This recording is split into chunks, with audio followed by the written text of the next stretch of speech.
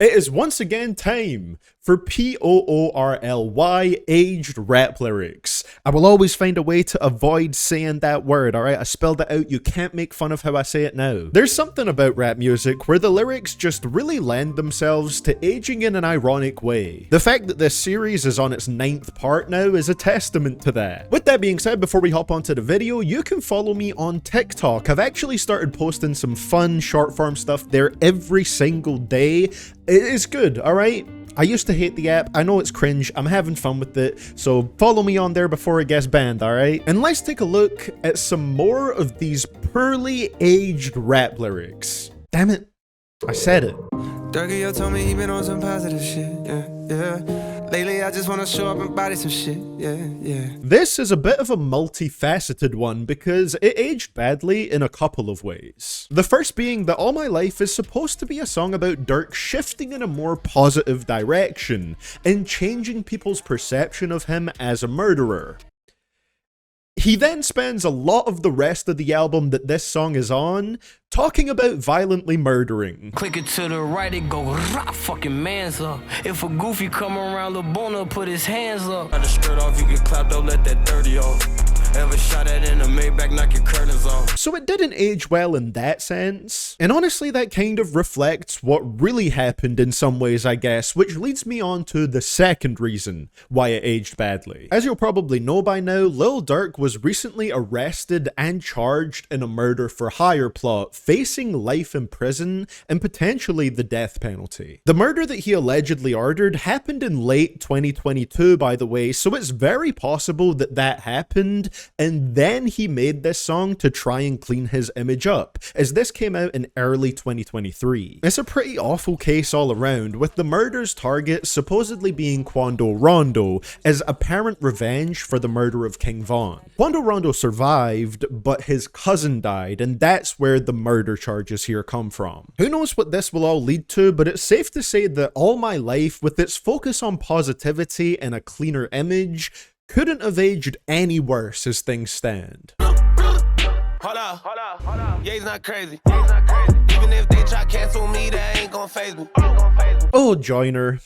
You had no idea how much worse things would get. This song dropped on April 1st, 2022, and while Kanye did have some controversies leading up to it, it's rare that you have a year with no Kanye controversies.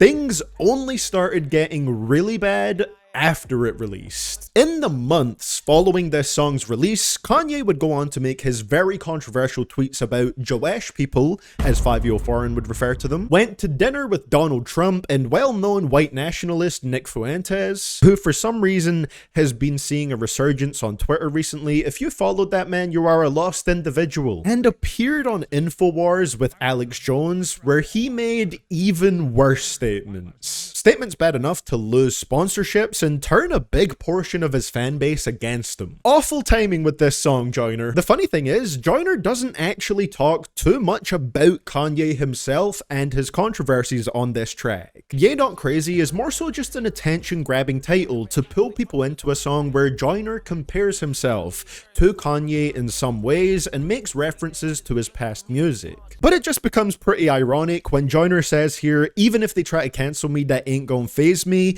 and then he wiped the existence of this song from all of his music platforms once things kept getting worse and the backlash got stronger. I agree with Joyner, by the way, that having a song called Ye Not Crazy attached to your name after all of the bad stuff that Kanye did is not a good look. It's just funny how short the lifespan of this song was when a big theme of the lyrics was, I don't care who I offend, I stand by what I say. I don't really wanna hurt no feelings, but I'm only being real when I say nobody wants to hear their grandfather rap. This is one of those rare examples where the lyric aged poorly, but in a heartwarming way. The song this line comes from is a Benzino diss track, and Eminem was dissing him for being elderly. At the age of 37, not quite grandfather age, but let's put that to the side for now. The age part isn't really important here. The main reason for selecting this one is Eminem specifically saying nobody wants to hear their grandfather rap. Because if you've seen the music video for his song Temporary, Eminem learned in that video that his daughter Haley was pregnant when she gifted him a jersey that literally had the word grandpa plastered on the back of it. That video is a real tearjerker, man. We really got to see a lot of Eminem's most personal moments in there. And I can guarantee you, Eminem definitely still wants to rap despite reaching grandfather status, and there's plenty of his fans who still want to hear him do it too. Some people do want to hear a grandfather rap. I'm getting that feeling in my bones, ladies and gentlemen. You know what they're telling me? Ooh, it's speed round time. Let's go. They ask me where I'ma be in 10 years, shit, I say the feds. Did this age well? He was technically right, but it's a bad thing for him that it aged well, so it aged poorly in a way, right? Dirk said this 4 years ago, and as we already discussed, he's facing life in prison, so there's a very good chance that 10 years on from him saying this line, he'll still be with the feds. Warriors, CP3. CP3, no Google AI, that is not what his name means, left the Golden State Warriors before this song was released, meaning that JPEG Mafia had to acknowledge it as an outdated bar in the description of the upload of the song. You better not lose that long. Don't lose that long.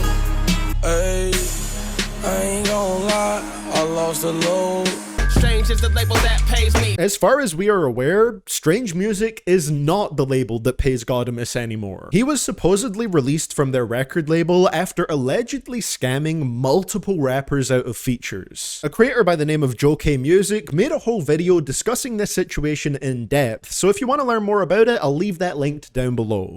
Only compare me to Kevin Spacey. Oof. The craziest thing about this one is that it dropped 2 months before the allegations against Kevin Spacey came out. Short shelf life on that one. Party all the time, feeling like Diddy. Quavo is far from the only rapper to say something like this, but my god, have so many bars about Diddy aged like I probably will when I hit my 40s. The specific reference in this line being to parties as well just makes it so much worse. On the face of my city, co-signed by Diddy. Another one. But I'm a bad boy cause I'm a Diddy, bitch. And another one. Used to style him, now just Virgin Island. Call my suture freaky news.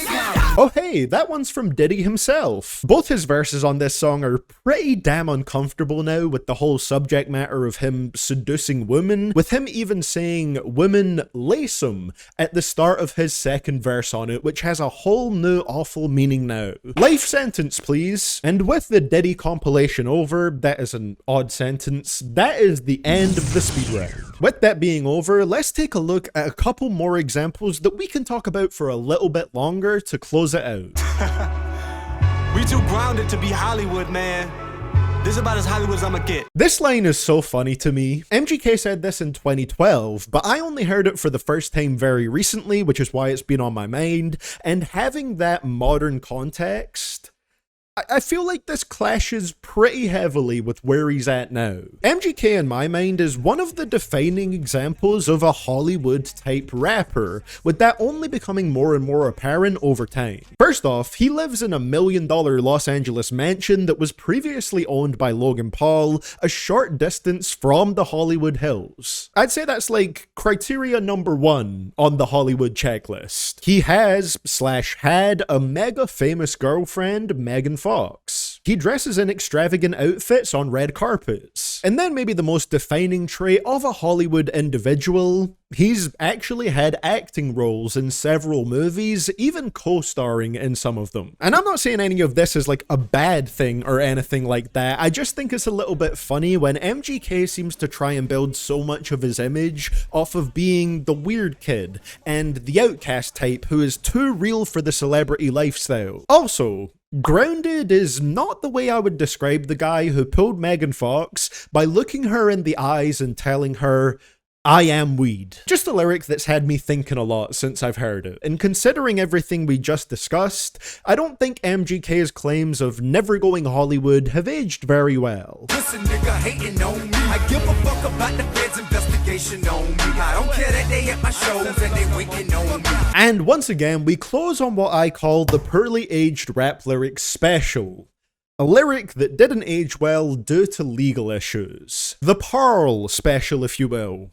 Damn it, I can't even say the acronym without it sounding funny in my accent. Pearl. T.I. said in 2004 that he didn't care about the feds even if they were investigating him and waiting for him at his shows. But perhaps caution should have been advised, as in October of 2007, T.I. was arrested on weapons charges. Specifically a charge for possession of 3 unregistered machine guns and 2 silencers, and another one for possessions of a firearm by a convicted felon. The feds had been looking into this for a few days after T.I.'s bodyguard, who claimed that he was sent by T.I. to purchase the weapons for him, started cooperating with the investigators. Now, in relation to this second part of the line, he wasn't arrested at or before one of his own shows, but he was arrested a few hours before the BET Hip Hop Awards that year, which he was scheduled to play a prominent part in. He had 9 nominations that year and was scheduled to perform there, but those silly federal people just had to go and mess it all up. In the end, T.I. was sentenced to 1 year and 1 day in prison, along with a $100,000 fine. He's had a few other pretty significant legal issues since then, but this is the one that most closely relates to this lyric, especially with when it occurred as well, making it age in a rather unfortunate fashion. So, any other lyrics that you think aged poorly? Let me know down in the comments below, and there's a good chance that they might make it into the milestone 10th episode. Like I said at the start, I would really appreciate if you guys could check out my TikTok account. There's a lot of stuff on there that I'm really enjoying doing, so I would appreciate you checking that out. The link, of course, is in the description below. With that being said, thank you for watching, and you can click on the screen right here to check out Poorly Aged Rap Lyrics number 8. Much love to my channel members and Patreon supporters over there, with a special shout out to I Am Regent, KWG13270, Lucas1123, and Neo Striker.